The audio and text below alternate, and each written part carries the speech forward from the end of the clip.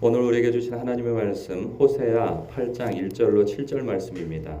생명의 샘가 11월 24일 수요일 말씀 우상 숭배 함께 읽겠습니다. 나팔을 내 입에 댈지어다. 원수가 독수리처럼 여호와의 집에 덮치리니 이는 그들이 내 언약을 어기며 내 율법을 범함이로다. 그들이 장차 내게 부르짖기를 나의 하나님이여 우리 이스라엘이 주를 아나이다 하리라. 이스라엘이 이미 선을 버렸으니 원수가 그를 따를 것이라. 그들이 왕들을 세웠으나 내게서 난 것이 아니며 그들이 지도자들을 세웠으나 내가 모르는 바이며 그들이 또 그 은금으로 자기를 위하여 우상을 만들었나니 결국은 파괴되고 말리라. 사마리아여 내 송아지는 버려졌느니라. 내 진노가 무리를 향하여 타오르나니 그들이 어느 때에야 무죄하겠느냐. 이것은 이스라엘에서 나고 장인이 만든 것이라. 참신이 아니니 사마리아의 송아지가 산산조각이 나리라. 그들이 바람을 심고 광풍을 거둘 것이라. 심은 것이 줄기가 없으며 이삭은 열매를 맺지 못할 것이요 혹시 맺을지라도 이방 사람이 삼키리라. 아멘. 오늘도 역시 하나님의 심판에 대한 예언이 계속 이어지고 있습니다. 왜 이스라엘이 그 하나님의 심판과 징계가 있는지 그 내용에 대해서는 4절부터 자세히 다뤄지고 있죠. 그들이 4절부터 보면 그들이 왕들을 세웠으나 내게서 난 것이 아니며 그들이 지도자들을 세웠으나 내가 모르는 바이며 그들이 또 그 은금으로 자기를 위하여 우상을 만들었나니 결국은 파괴되고 말리라. 이스라엘의 그 초대 왕 때부터 지금 거의 말기에 이르기까지 그들의 실상이 어떻게 이어져 왔는가에 대한 간략한 그리고 핵심적인 그들의 문제점을 다루고 있죠. 그 이스라엘은 여러 차례 제가 말씀드린 바처럼 이방 나라와 다르게 신정 국가로서 세워진 나라입니다. 하나님이 왕이시며 그리고 하나님께서 통치하시는 나라로 세워진 나라죠. 그곳의 백성은 하나님의 백성이고 영토 또한 하나님의 땅이며 모든 주권은 하나님께 있습니다. 그러면 왕은 뭐하는 존재인가? 하나님의 성품을 가지고 대리 통치를 하는 존재인 거죠. 그러니까 이방 나라는 왕 자체가 신과 같았어요. 그리고 철권 통치자였죠. 그러나 이스라엘은 달랐어요. 이스라엘의 왕은 하나님의 대리 통치자로서 역할을 하는 거예요. 그래서 자신이 신일 수도 없고요. 절대 권력자도 아닙니다. 그래서 하나님께서 그 하나님의 백성들에 대하여서 하나님의 뜻과 하나님의 성품과 속성이 어떠한지를 잘 알아. 그렇게 통치를 해야 하는 것이었죠. 그런데 이제 통일 왕국이 남북으로 갈려질 때 하나님께서 여로보암 1세를 왕으로 세우셨습니다. 선지자를 통해서 그를 왕으로 세우셨죠. 그러니까 첫 시작부터 하나님께서는 왕을 세웠는데 그래서 내가 너를 왕으로 세울 때 이러이러하여서 내가 너를 왕으로 세우니 네가 하나님을 잘 섬기고 율법에 따라 잘 통치를 하면 너의 그 통치력이 세세토록 이어지도록 해주겠다. 그렇게 약속도 하셨단 말이죠. 그런데 여로보암은 하나님께서 택하셔서 왕이 되어지긴 했으나 그의 통치력에 있어서는 하나님의 뜻을 따르지 않습니다. 막상 10개 지파를 가지고 이제 북이스라엘을 이제 그 나라를 세웠을 때 큰 문제가 생기죠. 왜냐하면 남유다 쪽에 그쪽에 그 예루살렘 성전이 있었단 말이죠. 그래서 오랜 세월 동안 예루살렘 성전을 중심으로 제사를 드렸던 이스라엘 백성들인지라 그게 절기가 되어지면 1년에 한 두세 차례 정도는 예루살렘에 가서 제사를 드려야 하는 게 그 율법에 따른 이스라엘 백성들의 삶이었거든요. 그런데 그때가 되어져서 자꾸 남유다 쪽으로 북이스라엘 사람들이 들락날락 하다 보면 문제가 무엇이냐 하면 왕의 정통성이 그 의심을 받게 되어진다고 스스로 두려움을 가졌던 것이죠. 사실 그럴 것이 아닌 것이 하나님께서 세워주신 왕이었기 때문에 그 정통성은 하나님으로부터 나오는 것인데 자신의 계획, 자신의 생각으로서 계산으로서는 이러다가 자꾸 들락날락하다가 나중에는 이 사람들의 마음이 그 남유다로 넘어가서 결국은 자기의 왕위가 위협을 받게 되는 것이 아닌가 하는 그 고민 속에서 그가 한 행동이 최남단에 있는 베델과 최북단에 있는 단 지파 쪽에 그곳에 황금 송아지를 세워두게 되어집니다. 그래서 눈에 보이는 신상을 세워두고 이것이 애굽에서 우리를 이끌어낸 여호와 하나님이다 하여서 그곳에서 제사를 지내게 한단 말이죠. 여로보암 왕 자체가 그가 도망자 시절이었을 때 애굽에서 망명 생활을 했기 때문에 본 것이 있어서 그렇게 신상을 세워두고 신상만 세워둔 것뿐만 아니라 제사장도 자기가 임의대로 레위 지파가 아닌 자기 자신의 임의대로 세우고 그리고 절기도 남유다로 갈 만한 그러한 절기, 그러니까 남유다가 지키고 있는 그 성경적 절기와 비슷한 시기를 해서 북이스라엘 사람들이 지키도록 했던 것이죠.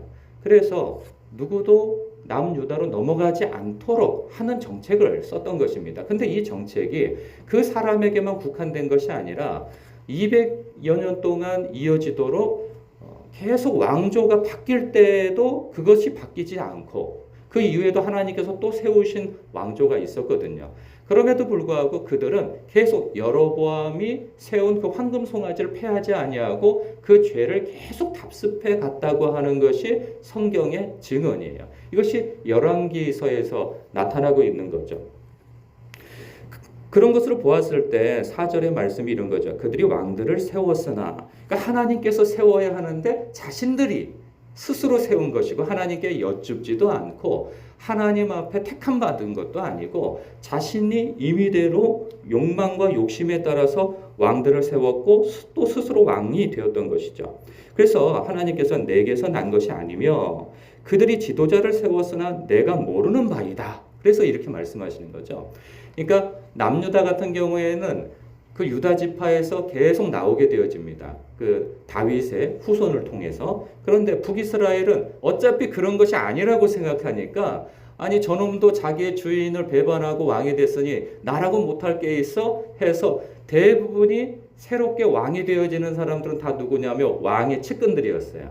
왕의 측근인 군사 지도자들이나 군대 장관들이 그 왕의 뒤통수를 치고 자신이 스스로 왕이 되어졌던 거죠. 그래서 너희들이 세운 왕도 나도 모르고 너희들이 세운 지도자 나도 모른다 하는 말씀이 바로 그런 겁니다. 그래서 그들이 또 은금으로 자기를 위하여 우상을 만들었나니 이것이 황금 송아지인 것이요. 결국은 파괴되고 말 것이다. 그 5절부터 6절까지 이르러서 그 말씀을 하고 있는 거예요. 그래서 사마리아여 내 송아지는 그 황금 송아지를 일컬어 말씀하고 있는 거예요. 근데 아까 단지파하고 베델 그 부근에다가 황금 송아지를 두었다고 하는데 왜 대간절 사마리아에 황금 송아지가 나왔겠는가? 그 북방 쪽에 아수르가 있었기 때문에 나라가 침략을 당해서 아마도 이제 수도에 있는 그 중심지인 사마리아에서 그 황금 송아지를 그 옮겨놓고 그곳에서 제사를 지냈던 것 같습니다. 그러나 그것도 버려졌느니라 내 진노가 무리를 향하여 타오르나니 그들이 어느 때에야 무죄하겠느냐. 이것은 이스라엘에서 나고 장인이 만든 것이라 참신이 아니니 사마리아의 송아지가 산산조각 나리라. 사마리아에 있는 송아지가 산산조각 나려면 어떻게 되어야 되겠습니까? 바로 사마리아가 망하게 된다는 그 말씀을 하고 있는 거죠. 그러니까 우상과 함께 수도가 망하면 나라가 망하는 것과 같은 건데 이 이스라엘 나라가 산산조각이 날 것이다 하는 그 예언을 하고 있는 겁니다. 그래서 7절에 그들이 바람을 심고 그러니까 허탄한 것을 심었다는 거죠. 그래서 광풍을 거둘 것이다. 하나님이 아닌 말씀이 아닌 율법이 아닌 하나님의 뜻이 아닌 그러니까 하나님과 상관없는 바람을 심었기 때문에 허탄한 것을 심었기 때문에 광풍 즉 전쟁의 회오리 바람을 통하여서 그들이 다 망하게 될 것이라는 말씀을 하고 있는 거죠. 그래서 심은 것이 줄기가 없으며 이삭은 열매를 맺지 못할 것이며 혹시 맺을지라도 이방 사람이 삼키리라. 이런 무시무시한 그런 예언을 그들은 듣고 있습니다. 근데 여기서 질문이 생기죠. 하나님이 이토록 반복하여서 경고하며 돌아오라 그렇게 말씀하시는데 왜 이스라엘은 회개하며 돌아오려 하지 않을까 하는 거예요. 그것이 1절과 2절과 3절에 나와 있어요. 하나님의 생각과 이스라엘 백성의 생각이 전혀 다르다는 데 있는 거죠. 2절에 보니까요. 이래요. 그들이 장차 내게 부르짖기를 나의 하나님이여 우리 이스라엘이 주를 아나이다 라는 거예요. 그러니까 이스라엘 백성은 자신들이 하나님의 백성임을 알고 또 그들이 하나님 앞에 이런 위기의 순간에 부르짖는데 나의 하나님이여 우리 이스라엘이 우리가 주를 아나이다 이렇게 얘기를 해요. 우리는 주를 아는 사람들입니다 라고 이야기를 하나 하나님의 반응은 그들에 대해서 어떠한 평가를 가지고 계시는가? 이스라엘이 이미 선을 버렸다 그런 거죠. 그래서 원수가 그를 따를 것이다. 선을 버렸다는 것은 무엇이겠어요? 여호와여 우리가 당신을 아나이다 라고 했을 때 하나님께서의 반응은 너희는 나를 모른다 이 말씀인 것이죠. 그리고 너희가 나를 버렸다 라고 하는 표현을 선을 버렸다 라고 말씀하고 있는 거죠. 그럼 이스라엘 백성들은 왜 하나님께서 너희는 나를 버렸고 너희는 나를 모른다 하는데 그들은 정작 본인들은 우리는 주님을 아나이다 라고 고백했느냐라는 거예요. 여러분 이스라엘 백성들은 수도 없이 선지자들이 서서 그들에게 돌아오라 말씀을 전했으나 그들은 돌아올 생각을 갖지 못했어요. 왜냐하면 제가 이것에 대해서 여러 번 말씀드린 바가 있어요. 왜냐하면 그들은 자신들이 하나님을 떠났다고 생각하지 않았기 때문에 그래요. 첫째, 그들은 율법을 몰랐어요. 애초에 율법을 가르치지 않았으니 몰랐고요. 그리고 시작부터 우상으로 시작했기 때문에 그들이 우상을 섬겼던 것이죠. 근데 한두 사람만 섬긴 게 아니에요. 나라 정책이 그랬고 세워진 제사장들이 그것을 그렇게 조장을 했단 말이죠. 그랬을 때 백성들은 이래도 되는가 보다 생각했어요. 왜냐하면 그 이전부터 산당에서 제사 드리는 것이 통일 왕국 때부터 이미 어느 정도 습관이 들어있는 터에 그것에 대해서 문제의식을 크게 느끼지 않았고 또 솔로몬 시대 때에도 그렇게 우상 숭배하는 것이 그 아내들을 통하여서 이미 많이 보급이 되어졌단 말이죠. 그러니까 백성들도 그것에 대해서 크게 문제 삼지 아니하고 그렇게 해왔던 것이 이제는 너도 나도 다 하는 것들이기 때문에 문제가 되지 않았던 것이죠. 그러는 가운데 또 문제가 뭐냐면 그들은 여호와 하나님을 떠난 적이 없다고 생각한 거예요. 왜냐하면 그들은 제사를 지냈거든요. 제사를 지내왔기 때문에 그들은 여호와 하나님 앞에 자신들의 의무를 다했다고 생각을 하는 거죠. 근데 이것은 어디를 기준으로 가지고 생각했냐 하면 우상을 섬기는 기준을 가지고 생각했던 거예요. 왜냐하면 그들은 여호와 하나님과 또 동시에 여호와 하나님도 섬길 뿐만 아니라 우상도 섬겼거든요. 근데 우상을 섬기는 그들의 열심이 그 나름 성전에서 제사를 지내는 것과 크게 다르지 않았거든요. 그러니까 우상을 섬길 때 우상은 그들에게 율법을 요구하지 않습니다. 삶의 윤리성, 도덕성, 하나님의 백성다운 삶 이런 것을 신의 백성다운 삶 이런 것을 요구하지 않거든요. 그들은 제사만 잘 지내면 됐던 거예요. 그런데 그러한 기조가 여호와 하나님을 섬기는 데에도 그렇게 해도 된다고 생각을 했던 것이죠. 그래서 6장을 보면 그러지 않습니까? 위기가 되어졌을 때 그 호세아 선지자가 수십 년을 통해서 계속 그 심판에 대한 예언을 선포했어요. 처음엔 다 무시했죠. 그런데 국가 정세와 자신들의 상황이 이렇게 위기에 몰린다고 생각할 때 그들이 가졌던 마음이 뭐냐면 여호와께로 돌아가자 하고 그들이 여호와께로 돌아가자 하나님은 은혜로운 분이시며 돌아온 자들을 불쌍히 여기실 것이다. 그래서 오늘 우리가 맞으면 내일 싸매 주실 것이고 하면서 힘써 여호와를 알자 하면서 했던 것이 무엇이냐면 제사를 이렇게 뻑적지근하게 드렸던 것이죠. 이전에 송아지 10마리 드렸다면 지금은 뭐 100마리 드릴 정도로 아주 그냥 아주 피해 제사를 엄청 드렸던 것이죠. 온 국민이 나서서. 그런데 문제는 뭐냐? 하나님께서 너희는 나를 모른다는 거죠. 차라리 너희들이 그 제사를 지내는 것을 눈을 닫아버렸으면 좋겠다. 그 말씀을 하시는 거예요. 그래서 내가 너희들이 하고 있는 제사 가운데 큰 것이 빠진 것이 있는데 그것이 뭐냐? 인애가 빠졌다는 거죠. 그래서 나는 인애를 원하고 제사를 원하지 아니하며 번제보다 하나님 아는 것을 원한다. 그러는 거예요.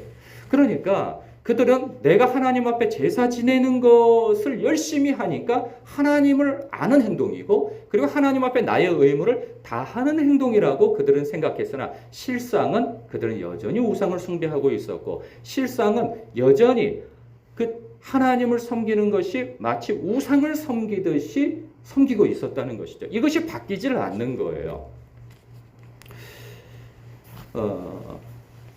이게 참 어려운 거죠. 이미 그들은 그 어렸을 때부터 신앙생활을 해올 때부터 하나님을 우상처럼 섬겨왔기 때문에 이것이 바뀌질 않는 거예요. 이것이 옳다고 생각하는 거예요. 종종 영화를 보면요. 남미 쪽 그 배경을 가지고 있는 영화들을 보면 그쪽은 천주교를 좀 많이 섬기는가 봐요. 근데 그들은 보면 그 무슨 장면들이 나오냐면 그 마피아들이 큰 거사를 치를 때 보면 그 집안에 그 뭐죠? 그 마리아 상이 있고요. 또 예수 상이 있어요. 그곳에서 그들이 열심히 이렇게 나름 기도를 하는 모습을 봐요. 그리고 거사를 치르러 가요. 그것이 문화처럼 그러니까 우상처럼 섬겨지는 거죠. 또 하나 인상적인 장면이 하나 있는데 그 마약왕이 있었어요. 그 마약왕을 다루는 영화 실화였는데 그가 굉장한 권세를 가지고 있죠. 그런데 어느 순간 그가 경찰에 쫓기게 되어졌어요. 점점 그를 잡으려고 하는 그러한 포위왕이 좁혀오니까 그가 두려운 나머지 누구를 불러들이냐면 종교 지도자를, 목회자를 불러들입니다. 은밀하게 불러들이더니 그가 이렇게 제안을 해요. 내가 10억을 주겠다. 10억을 줄 테니까 하나님께 기도해달라는 거죠. 자기를 위해서. 자기가 붙잡히지 않게. 그러니까 그 위협 앞에 그가 그 돈을 받고 기도한다고 그래요. 그런데도 시간이 지나는데 더 포위망이 좁혀오기 시작하는 거예요. 그래서 전화하면서 그러는 거죠. 도대체 나를 위해서 기도하고 있는 거냐고. 내가 이러다 붙잡힐 것 같다고 그러는 거죠. 빨리 하나님께 당신의 하나님께 기도하라는 거예요. 그러고 난 다음에 막 도망을 가다가 포위망이 더 좁혀와서 숲속으로 도망치게 되어집니다. 근데 이제 경찰들이 뒤를 막 쫓아오니까 그 숲속을 도망치면서 그가 뛰다 말고 멈춰서 하늘을 쳐다봐요. 그러면서 그가 이렇게 얘기를 해요. 내가 당신을 향한 의무를 다 했는데 나도 내 피 같은 돈을 당신한테 줬는데 당신도 그 하늘을 위해서 나를 위해서 뭔가 하는 일이 있어야 될 것 아니요. 그냥 내 돈을 거저먹으려고 하느냐는 거죠.